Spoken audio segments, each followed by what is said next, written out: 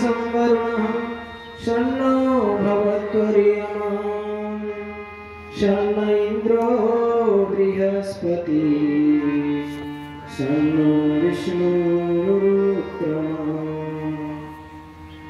नमो ब्रह्मणे नमस्ते वायो त्वमेव प्रत्यक्षं ब्रह्मासि त्वामेव प्रत्यक्षं ब्रह्म वदिष्यामि ऋतं वदिष्यामि सत्यं वदिष्यामि।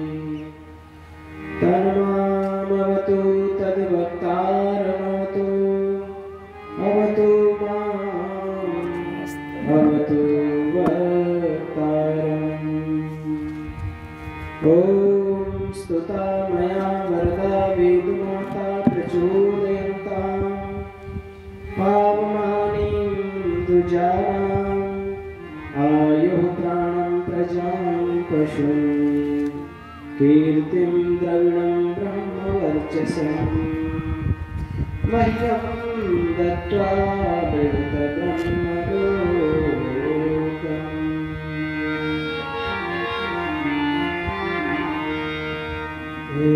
स्तुति करते वेद जानकी मूल सृष्टि के संविधान की।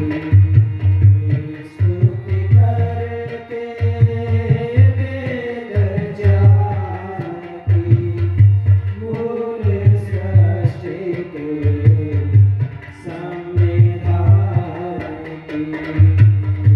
स्तुति करते वेद जानकी मूल सृष्टि के संविधान की।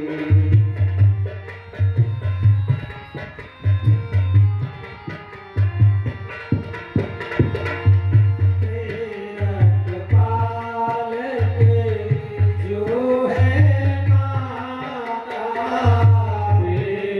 रखपाल के जो है माता संपत्ति संतति बीजो दाता संपत्ति संतति बीजो दाता हम सबकी है भाग्य विधाता जो रचना करुणा निधान की मूल सृष्टि के संविधान की।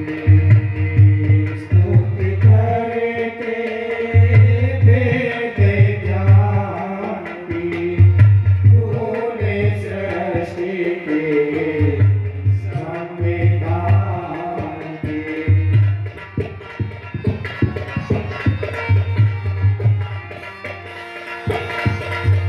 पावन करती है तन मन को पावन करती है तन मन को आयु प्रदान करे जन जन को आयु प्रदान करे जन जन को बलबूती के हर जीवन को यश विद्या सबको प्रदान की मूल सृष्टि के संविधान की। स्तुति करते वेद जानकी मूल सृष्टि के संविधान की।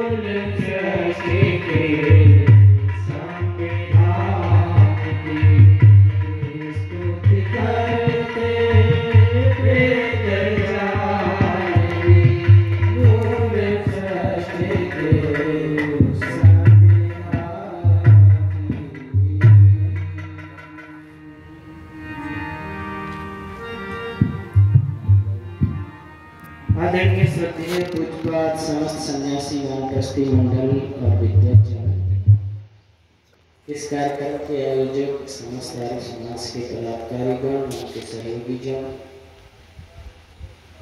इस सभागार में उपस्थित सभी धर्म प्रेमी सज्जनों, श्रद्धा पूजा सत्कार की भाजन मात्र शक्ति भाइयों बहनों, हमारे साथी भाई पूरन सिंह, भाई बहुत जी, परमपिता परमात्मा की असीम कृपा से और हमारे कुछ सौभाग्य जागृत होने से ये सुंदर आयोजन आपके गांव में आज से प्रारंभ हुआ है। प्रातःकाल सबने मिलकर के शोभा यात्रा कलश यात्रा निकाली, जो एक समाज को कि एक बहुत बड़ा पुण्य अनुष्ठान होने जा रहा है, उसकी एक सूचना मात्र है। ग्राम फेरी का मतलब है गांव के हर कोने कोने में जगह पर ये सूचना दी जाए कि आपके गांव में वेद कथा का यज्ञ का एक बड़ा अनुष्ठान होने जा रहा है, आप उसमें सादर आमंत्रित हैं। ऐसा विचार रखते हुए वो शोभा यात्रा हुई। उसके बाद सबसे सुंदर श्रेष्ठतम यज्ञ कार्य, हमारे जितने भी कार्य हैं वो यज्ञ से प्रारंभ होते हैं, क्योंकि ये दुनिया में सबसे उत्तम है। इससे भगवान की भक्ति होती है, इससे देवताओं का पूजन होता है, यज्ञ से सारी सृष्टि का कल्याण होता है और हमें आत्मबल आत्मज्ञान प्राप्त होता है।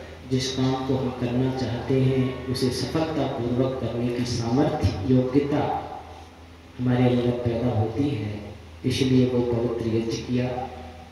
और अब इस सभा में भगवान की जो वाणी वेद है, जो सृष्टि का संविधान है, जो सृष्टि के प्रारंभ का ज्ञान है, उस वेद के अंदर जो भी परमात्मा ने आदेश निर्देश दिए हैं उसके आधार पर और उससे संबंधित ब्राह्मण ग्रंथ, उपनिषदें, दर्शन, स्मृतियाँ, ऐतिहासिक ग्रंथ, बहुत सारी अन्य साहित्य ग्रंथों का हवाला देते हुए चर्चाएं होंगी।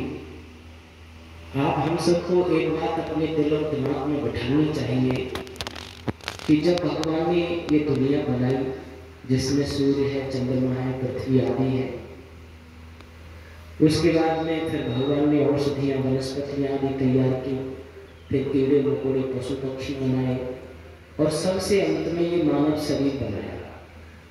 भगवान की जितनी भी रचनाएं हैं उनमें सबसे सुंदर रचना और सबसे अंतिम रचना ये मानव शरीर है। यूँ समझिए मुख्य रूप से इस मानव शरीर में पाए जाने वाली आत्मा के हित और कल्याण के लिए दुनिया भगवान ने बनाई है।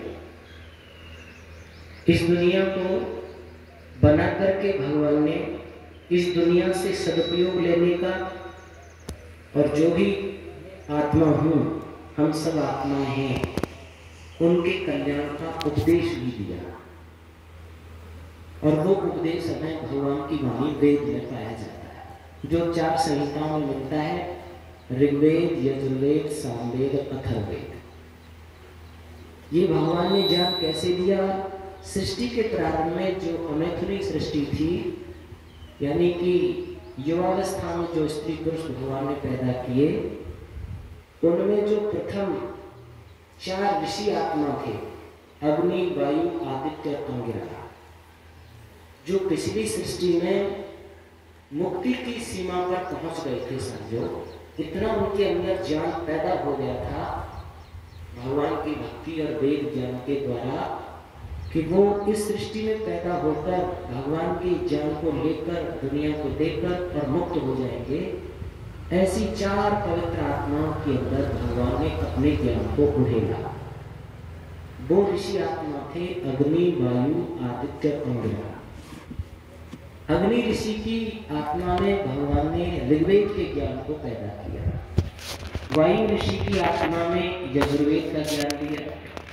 आदित्य ऋषि की आत्मा में सामवेद और अंगिरा ऋषि की आत्मा में अथर्ववेद का ज्ञान पैदा किया। उन चारों ऋषियों ने भगवान के ज्ञान को लेकर सबसे पहले जिसको दिया वो उनका शिष्य था ब्रह्मा। इसलिए आज तक जो चारों वेदों का ज्ञान रखता है उसको ब्रह्मा नाम से संबोधन होता आ रहा है, उसको ब्रह्मा नाम से पुकारते हैं। फिर ब्रह्मा ने मरीचि आदि, फिर मनु आदि ऋषियों को ज्ञान मिला और वो गुरु शिष्य परंपरा से चलता हुआ भगवान का ज्ञान आज तक हमारे पास पहुंचा है। भगवान के इस ज्ञान में ज्ञान, कर्म, उपासना, विज्ञान पाया जाता है। सबसे पहले हमें ज्ञान की जरूरत होती है, जानकारी की जरूरत होती है। किसी पदार्थ के गुण, धर्म, स्वभाव को पहचानने की आवश्यकता होती है। उसके बाद फिर हम उसे कर्म में परिणत करते हैं। तो पहले ज्ञान का वेद है ऋग्वेद, फिर कर्मकांड का वेद है यजुर्वेद, फिर कर्म के बाद में उपासना यानी फल प्राप्त होता है तो वो उपासना विषय है सामवेद, और अथर्ववेद में इन तीनों वेदों का निचोड़ है, निश्चल ज्ञान जिसको कहते हैं। वेद के अंदर जहाँ ये संसार कैसे बना उसका ज्ञान है, औषधियाँ वनस्पतियों का ज्ञान है, विमान बनाने का है, हवन करने का है, संस्कारों का ज्ञान है, खेती का ज्ञान है, गणित विद्या है, साइंस है, भूगर्भ विद्या है, खगोल विद्या है, अर्थात भवन आदि बनाने की विद्या है।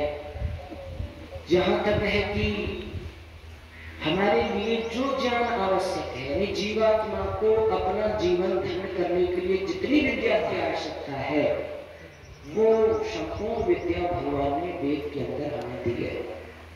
और ये सिद्धांत भी बनता है, दुनिया में देखने में भी आता है, कोई व्यक्ति कोई यंत्र बनाए तो उस यंत्र से काम लेने का, उपयोग लेने का ज्ञान भी दे। जैसे आजकल एक नया कंपोनेंट चला है मोबाइल। आप किसी भी कंपनी का मोबाइल खरीदेंगे तो उसके साथ एक पुस्तक आती है, बुक आती है, और उस पुस्तक में उस मोबाइल के सारे पुर्जों का, फंक्शन का, ऑन ऑफ करने का, कैसे क्या क्या सिस्टम आप करेंगे, इसमें बहुत सारी जानकारी इसमें दी हुई होती है। कोई भी सामान खरीदिए, कुकर खरीदिए, फ्रीज खरीदिए, एक ट्रैक्टर खरीद के लाओ, एक बाइक खरीद के लाओ, एक गाड़ी खरीद के लाओ, उसके बारे में कंपनी ज्ञान देती है जिसके आधार पर आप उससे उपयोग ले सकते हैं। वैसे ही भगवान ने ये दुनिया में भी फैक्ट्री जब बनाई तो इसके उपयोग सदुपयोग लेने का ज्ञान भी ईश्वर ने दिया। उस ज्ञान को हम वेद के रूप में पाते हैं। वेद के अंदर 2 प्रकार की विद्याएं भगवान ने बताई हैं। एक है ब्रह्म विद्या, आध्यात्म विद्या, और दूसरी है पदार्थ विद्या, भौतिक विद्या। क्योंकि दुनिया 2 के मेल से बनी हुई है। एक तो चेतन तत्व है जिसको आत्मा परमात्मा कहते हैं, दूसरे जड़ तत्व हैं जिसको अग्नि, जलवायु, पृथ्वी, सूर्य, चांद आदि कहते हैं। तो जड़ का अलग विवेक है और चेतन का अलग है। जीवात्मा का हमारा क्या गुण, धर्म, स्वरूप है, परमात्मा का क्या नाम, स्वरूप, कार्य, महिमा है, ये आध्यात्म विद्या कहलाती है। और संसार से संबंधित भौतिक और पदार्थ विद्या कहलाती है।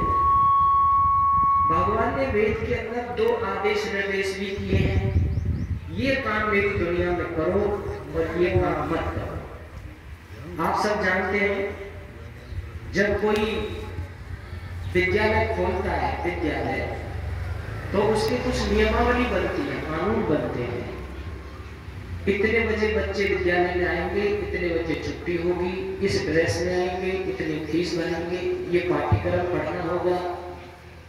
ये नियम होंगे। ऐसी एक नियमावली बनाई जाती है जिसमें विद्यालय, फैक्ट्री, कार्यालय चलता है।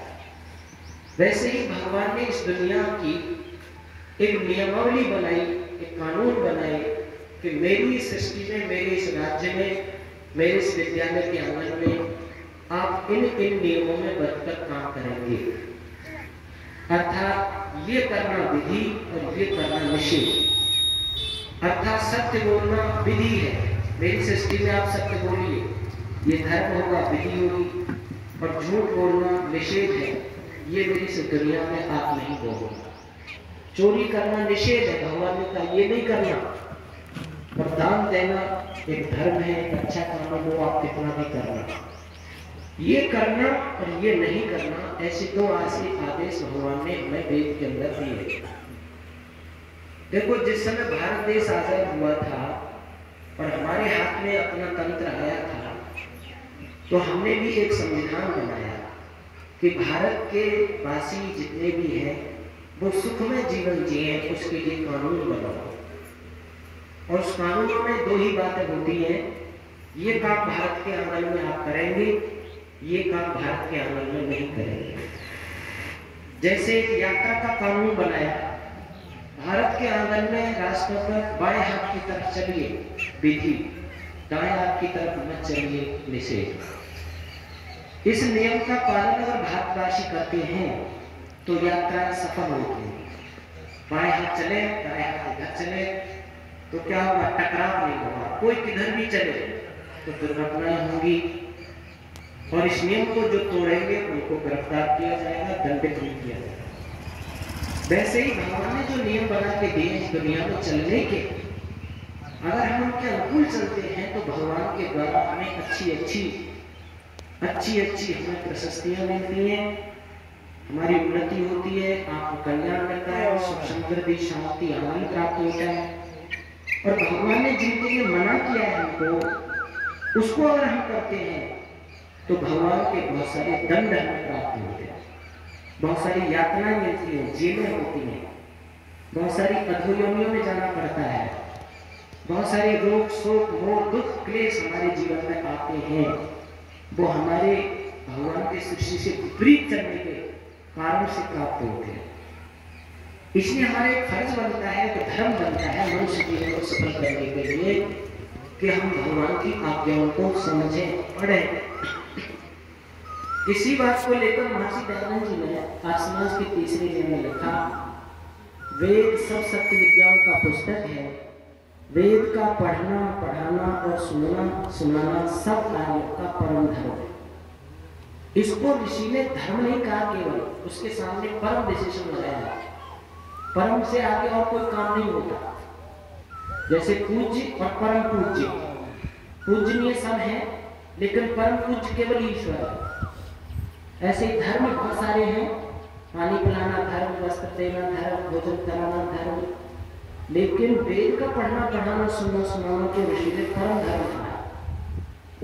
क्योंकि भारत में सुखी रहने के लिए संविधान को जानना धर्म है, तो इस संसार में सुखी रहने के लिए भगवान के संविधान, वेद को पढ़ना परम धर्म है।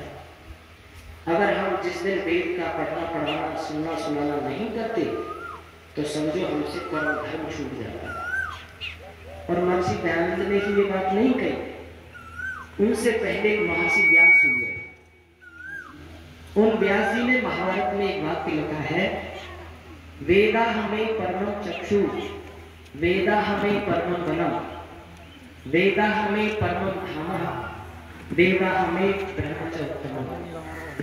महर्षि व्यास कहते हैं, दुनिया के लोगों, वेद हमारी परम चक्षु, परम आंखें हैं। दो प्रकार की आंख भगवान ने बनाई है इस दुनिया में, ध्यान देना। दो प्रकार की आंख क्या है? जो दिखाने का काम करती है। एक तो व्यक्तिगत आंख है, जैसे मेरे शरीर में ये दो आंखें लगी हैं, आप सबके शरीर में दो आंखें लगी हैं, ये व्यक्तिगत आंखें हैं। इन आंखों से मैं इस दुनिया को देखता हूँ। लेकिन एक सार्वभौमिक आंख है, सबकी मिली हुई आंख, और वो है सूर्य। कल्पना करो ये आंख हो, नई आंख, बच्चे जैसी आंख हो, और दुनिया सुंदर दुल्हन की तरह सजी हुई हो, और सूर्य नहीं निकले, अमावस्या की घनी रात्रि हो, तो ये आंखें इस दुनिया को दिखाने में समर्थ नहीं हो सकती। ये आंख कब दिखा पाती है दुनिया को? जब ये परम आंख से जुड़ जाती है। परम आंख कौन सी है? सूर्य। और वो हम सब की आंख है। मैं भी सूर्य की सहायता से देख रहा हूँ, आप भी।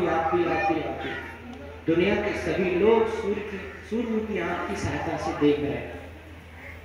वैसे ही हम सब के अंदर एक बुद्धि रूपी आंख लगाई है। बुद्धि रूपी आंख हम सब के पास है, जिससे हम निश्चय करते हैं, निर्णय करते हैं, ये ठीक है, ये ठीक नहीं है। निश्चयात्मक बुद्धि अंदर, धिय की आंख कहते हैं, बुद्धि की आंख, अंदर की आंख, जो हम निश्चय करने की सामर्थ्य हमको प्राप्त है। लेकिन उसको सहारा देने के लिए आंख बनाई है, जिसको वेद कहते हैं। वेदा हमें परम चक्षु, जो अपनी केवल बुद्धि से ही दुनिया को देखेंगे वो डामाडोल हो जाएंगे, सही निर्णय नहीं ले पाएंगे, फिसल जाएंगे, गलत निर्णय ले लेंगे, गलत रास्ते पर चल सकते हैं। लेकिन जैसे सूर्य की आंख से हमें सभी रास्ते सुंदर दिखते हैं, और केवल इन आंखों से अंधेरे में चले तो भटक जाते हैं, खड्डे में, कांटे पर, बिच्छू पर, सर पर पांव पड़ जाता है, हम धोखा खा जाते हैं अगर सूर्य नहीं निकले तो। चलो, और सूर्य निकलते ही दौड़ लगा करके पार कर जाते हैं, कोई समस्या नहीं होती। वैसे ही केवल बुद्धि से काम लेते हैं, वो भटक भी जाते हैं।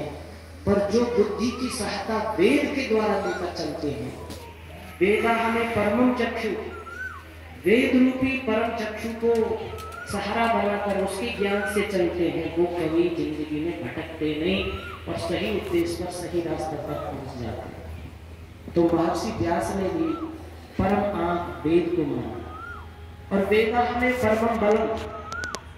वह महर्षि व्यास कहते हैं कि वेद मेरा बल है, मेरी ताकत है। देखो, वेद में भगवान ने क्या किया, तो तुम्हें अभी भगवान की स्तुति करते समय गाया था। वेद की स्तुति समय स्तुता मया वरदा वेद माता प्रचोदयन्तां पावमानी प्रजा। भगवान ने स्वयं कहा है कि समस्त वरदानों को देने वाली वेद माता की मैंने स्तुति की है, मैंने उपदेश कर दिया है, मैंने वेद ज्ञान का उपदेश कर दिया है, जो तुझे को पवित्र करने वाली है। और जो वेद के अनुसार चलते हैं, वेद के अनुसार जीते हैं, उनको 7 वरदान प्राप्त होंगे, 7 बल, ताकत प्राप्त होंगी। आयु, प्राणम, प्रजा, पशुम, कीर्तिम, द्रविणम, ब्रह्मवर्चस्व। उनको सुंदर सुखद लंबी आयु प्राप्त होगी, बलवान प्राण प्राप्त होंगे, अच्छी प्रजाएं मिलेंगी, पशु दूध घी की मात्रा उनके यहाँ बढ़ेगी, और धन प्राप्त होगा, कीर्ति प्राप्त होगी, बहाई मिलेगी, और आत्मबल, आत्मज्ञान प्राप्त होगा। ये 7 वरदान भगवान कह रहे हैं कि मेरे द्वारा प्रदत्त वेद ज्ञान को जानकर, उस पर चलकर लोगों को प्राप्त होंगे। मह्यम दत्वा व्रजत ब्रह्मलोकम, और इनको मुझे सौंपकर, मेरा समझकर, भोगते हुए आप ब्रह्मलोक को, आनंद लोक को, मुक्ति लोक को, धन लोक को प्राप्त कर सकते हैं। इतना बड़ा आश्वासन भगवान ने वेद के अनुसार चलने वालों को दिया है। जैसे कोई कहती है ना कंपनी, आप मेरा ये सामान खरीदेंगे, 5 साल की गारंटी है, आपको ये लाभ मिलेगा, ये धन मिलेगा, ये चीज मिलेगी, ऐसी विज्ञापन में देते हैं। वैसे भगवान स्वयं वेद में आश्वासन दे रहे हैं, वेद के अनुसार आचरण करने वालों को 7 वरदान प्राप्त होते हैं, और उनको मेरा समझकर आनंद से भोगते हुए ब्रह्मलोक को प्राप्त करें। इसीलिए सृष्टि के प्रारंभ से लेकर महाभारत काल तक सारी दुनिया में, जिसको विश्व आप कहते हैं, पृथ्वी पर जितने भी देश हैं, इस पृथ्वी पर, अन्य पृथ्वियों पर भी यही वेद का ज्ञान होता है, क्योंकि भगवान तो एक ही है और भगवान का ज्ञान भी एक ही है, बदलता नहीं है। यथा पूर्वम करते, पहले ही सृष्टि में यही ज्ञान था, आज भी सृष्टि में यही ज्ञान है, आगे भी यही रहेगा, अगली सृष्टियों में। तो भगवान की सृष्टि में, इस विश्व में जितने भी हैं लोग, उन सबको जो भगवान ने वेद का ज्ञान दिया है, जब से दुनिया बनी है महाभारत काल तक भी हमारे देश में वेद का पठन पाठन था। गुरुकुल ये प्रणाली थी, गुरुकुल थे, इसकी साक्षी इतिहास है। आप सब जानते हैं कि मर्यादा पुरुषोत्तम श्री राम, भरत, लक्ष्मण, शत्रुघ्न आदि को महर्षि वशिष्ठ और विश्वामित्र जी के यहाँ वेद और धनुर्वेद का अध्ययन करने भेजा गया। वेद पढ़ के आए और धनुर्वेद का अध्ययन गुरु विश्वामित्र जी के द्वारा प्राप्त हुआ था।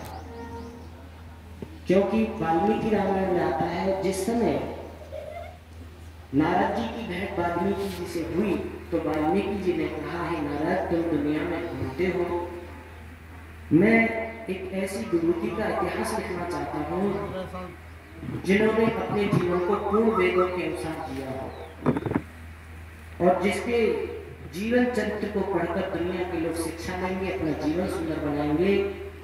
इस समय इस दुनिया में कोई ऐसी विभूति, ऐसी आत्मा है?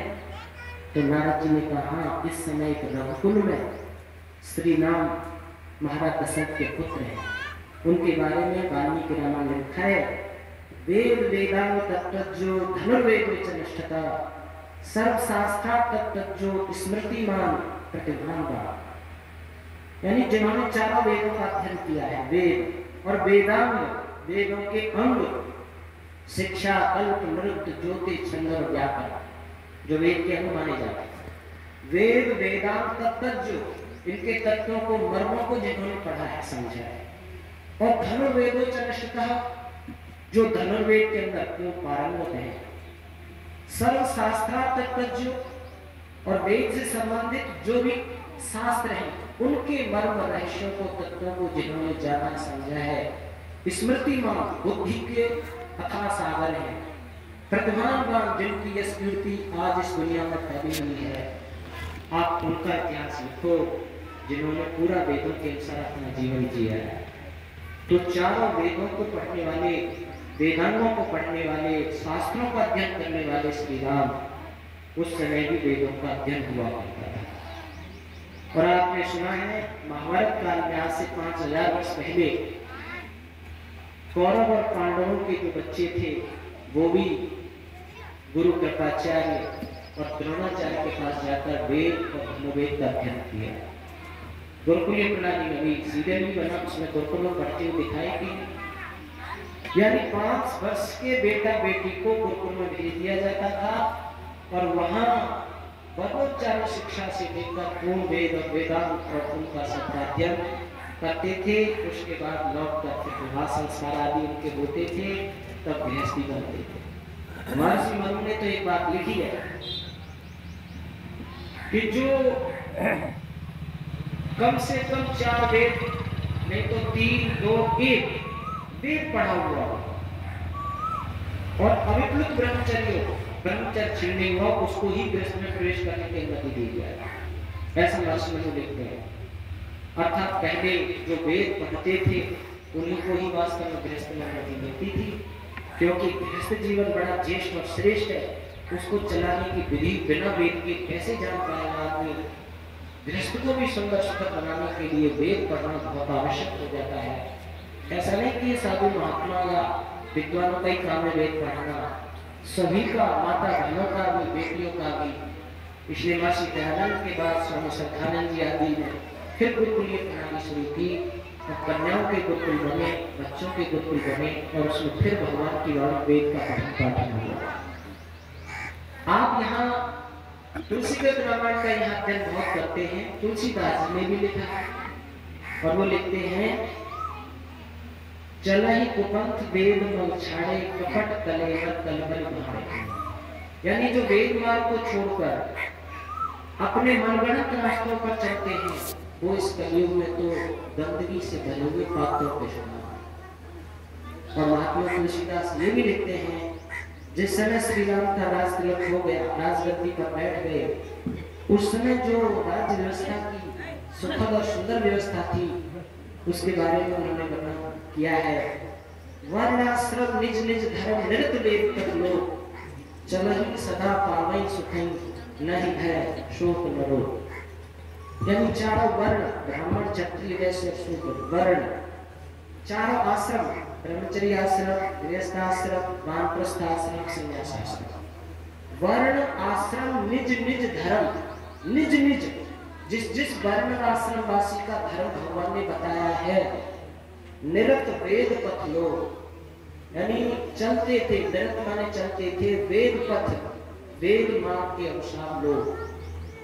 श्री राम के समय पर सभी वर्णाश्रमवासी वेद के अनुसार जो बताए हुए नियम हैं, अपने अपने वर्णाश्रम की मर्यादा के अनुसार चाल चलन किया करते थे। चलहि सदा पावहि सुखै, और चल करके सदा सुख प्राप्त करते थे। नहीं भय, किसी को किसी से भय नहीं था उस समय। न शोक और न रोग। शोक कहते हैं असमय वस्तु के नष्ट हो जाने पर प्राप्त दुख, और रोग कहते हैं शरीर आदि मन आदि में जो रोग पैदा होते हैं।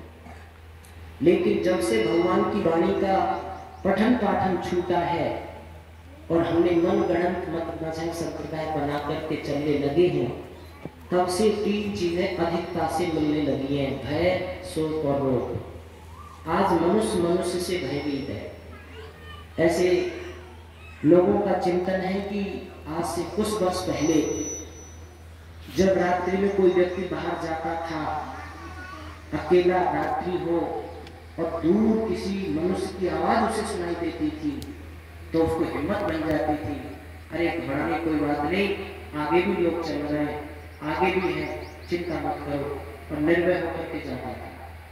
और आज कोई रास्ते में जा रहा हो, आगे कहीं आदमी की आवाज आ जाए तो एकदम कांप जाएगा, अरे आदमी आके जान की रुक जाओ, कोई खतरा हो सकता है। आज मनुष्य से मनुष्य भयभीत है। कितना भय आश्रम व्याप्त है एक दूसरे के प्रति, घर परिवार पड़ोस में सब में भय व्याप्त हो गया, भाई भाई में, पड़ोसी पड़ोसी में। और शोक की तो भरमार हो रही है समझिए, और रोग का ठिकाना ही नहीं। आए दिन एक नया रोग तैयार हो जाता है दुनिया में, कभी स्वाइन फ्लू, कभी डेंगू, कभी चिकनगुनिया, कभी कोरोना। भयानक भयानक रोग दुनिया को हिला जाते हैं। ये क्यों आ रहे हैं? क्योंकि हमने वेद भगवान की वाणी के अनुसार सृष्टि का शोधन नहीं किया, प्रयोग नहीं किया। हमने भगवान की वाणी काट रख दी और मनमाने ढंग से सृष्टि का दोहन कर रहे, जी चाहे जैसे ढंग से इसको भोग रहे, परवाही नहीं करते। भगवान ने आदेश क्या दिया, मेरी दुनिया को भोगेंगे कैसे, उसकी कोई चिंता नहीं, मनमानी करते हुए भोग रहे हैं। इसलिए प्रकृति हमसे विपरीत होती जा रही है और अपना कोप भाजन हमको बना रही है, और अपने कोप भाजन में हमको निगल रही है। हर साल एक नया रोग आकर के हमें घेर लेता है, दुनिया को हिला जाता है। इसीलिए हमारे कर्तव्य बनता है कि मनुष्य शरीर में हमें है, पशु पक्षी आदि शरीर में ये विवेक हम नहीं कर सकते। आत्मा तो उनमें भी हम जैसी होती है, आत्मा सब में होती है, माता बहनों में भी वही आत्मा है, हमें भी वही है, पुरुषों में भी। पर हर इस मनुष्य स्त्री पुरुष वाली आत्मा का ये कर्तव्य बनता है कि हम भगवान की वाणी को समझें, और क्या इस दुनिया में करने के लिए हमें आदेश किया भगवान ने, वो हम करें। भगवान ने लिखा है पिता बनने पर क्या कर्तव्य है, पुत्र बनने पर क्या है, भाई का भाई से क्या है, गुरु का शिष्य से क्या है, राजा का प्रजा से क्या कर्तव्य है, पत्नी का पति के साथ क्या है, पति का पत्नी के साथ क्या है। विवाह संस्कार में ऐसे मंत्र आते हैं वेद से लिए हुए, जो पति कहता है मैं तुम्हारे साथ ये करूंगा, पत्नी कहती है, वधू कहती है मैं तुम्हारे साथ ये करूंगी, ये भगवान ने मुझे आदेश किया, वैसा करूंगा। तो हमने कभी जाना नहीं कि पत्नी बन गए, पति बन गए, पिता बन गए, पर हम ये नहीं जान पाए कि वास्तव में पिता का कर्तव्य क्या है, एक राजा का कर्तव्य क्या है प्रजा के साथ में। ये वेद के पढ़ने बिना हम जान कैसे पाएंगे। इसलिए परम धर्म कहा ऋषि दयानंद ने इसको। और एक बात ध्यान देंगे, बहुत से लोग कहते हैं कि और भी दुनिया में ग्रंथ है, भाई वो क्या ईश्वरी वाणी नहीं, यानी कुरान शरीफ को लोग अल्लाह ताला का ज्ञान कहते हैं, बाइबल को प्रभु का ज्ञान कहते हैं, कोई और किसी को कहता है। देखो ईश्वरीय ज्ञान तो केवल वेद ही है, बाकी सब मनुष्यों के बने हैं या ऋषि मुनियों के बने हैं। उपनिषद, दर्शन, स्मृतियां ये ऋषि मुनियों के बने हुए हैं। वाल्मीकि रामायण आदि इतिहास ग्रंथ, व्यास जी का महाभारत ऋषि मुनियों के बने हुए ग्रंथ हैं। और कुरान शरीफ आदि जैसे आज से लगभग 1400 वर्ष पहले कोई मोहम्मद साहब का आदमी नहीं था, नाम का आदमी, कुरान शरीफ भी नहीं था, मुस्लिम मत भी नहीं, मजहब भी नहीं था दुनिया। आज से 2023 कितना 22-23 वर्ष चल रहा है, इसमें पहले ईसा मसीह नहीं था, तो यहाँ बाइबल नाम का ग्रंथ नहीं था, तो ईसाई भी कोई मत नहीं था। महात्मा बुद्ध के आने पर बौद्ध मत चला थोड़े से साल से, महावीर स्वामी के आने से जैन मत चला थोड़े से, भारत के बाद कहीं कोई 2000, कोई 3000, कोई 3200, कोई 3600 वर्ष अधिक से अधिक मत मजहब पुराने। वेद का ज्ञान 2 अरब वर्ष पुराना, 2 अरब 1 अरब 96 करोड़ 8,53,124 वर्ष पुराना ये वेद का ज्ञान है। जब दुनिया बनी थी तब से ही भगवान की वाणी वेद का ज्ञान हमको मिला है, इसीलिए ईश्वरीय ज्ञान केवल वेद है। अच्छा, इस बात से भी सिद्ध होता है वेद के अंदर भगवान के मंत्र है, विचार है, और मंत्र दुनिया में कोई नहीं बना सकता। श्लोक, दोहा, सोरठा, चौपाई मनुष्य बना सकते हैं, पर वेद मंत्र नहीं बना सकता। ईश्वरीय विद्या वेद मंत्र का एक मंत्र भी कोई नहीं बना सकता, ये इसलिए ईश्वरीय ज्ञान। दूसरा, वेद सृष्टि के प्रारंभ का और बाद के हैं, इसलिए ये ईश्वरीय ज्ञान है। तीसरा, अन्य ग्रंथों में इतिहास है किसी आदमी का, फलाना आदमी हुआ, पढ़ा लिखा, बलवान हुआ, युद्ध लड़े, ये किया वो किया, ये जो कहानी आएगी वो एक इतिहास कहलाता है, वो धर्म ग्रंथ नहीं होता। तीसरी बात, उन ग्रंथों में न गणित मिलेगा आपको, न उनमें संगीत मिलेगा। ये संगीत जो निकल रहा है ये सामवेद से निकला है, गणित है वो वेद से निकला, और किसी दुनिया के ग्रंथ में गणित नहीं है। किसी भी ग्रंथ में आयुर्वेद नहीं है, औषधियों का ज्ञान नहीं है। मनुष्य बीमार हो तो औषधियां क्या लेगा दुनिया में, तो भगवान ने आयुर्वेद जो अथर्ववेद का ग्रंथ है उसमें ये सब औषधियों का वर्णन भगवान ने किया है, जिससे हमको ये पता चला कि अंक की अंक बताओ, ये भगवान ने दिया है। भगवान ने भेदभाव रहित ज्ञान दिया है, और में भेद है। जो अल्लाह ताला पर विश्वास करेगा वो मुसलमान कुरान शरीफ पढ़ेगा, जो प्रभु पर ईसा मसीह पर ईमान लाएगा उसको बाइबल लाएगा। पर भगवान ने कहा यथेमा वाचन कल्याणी मां पानी जनेभ्य ब्रह्म राजनेभ्य शूद्राचार्य स्वचारा। भगवान कहते हैं दुनिया के सभी स्त्री पुरुषों के लिए मैं बराबर वेद का ज्ञान देता हूं। जैसे सूर्य का प्रकाश देने में भगवान ने किसी को कम ज्यादा नहीं किया, वायु बराबर सबको बह रही है, वर्षा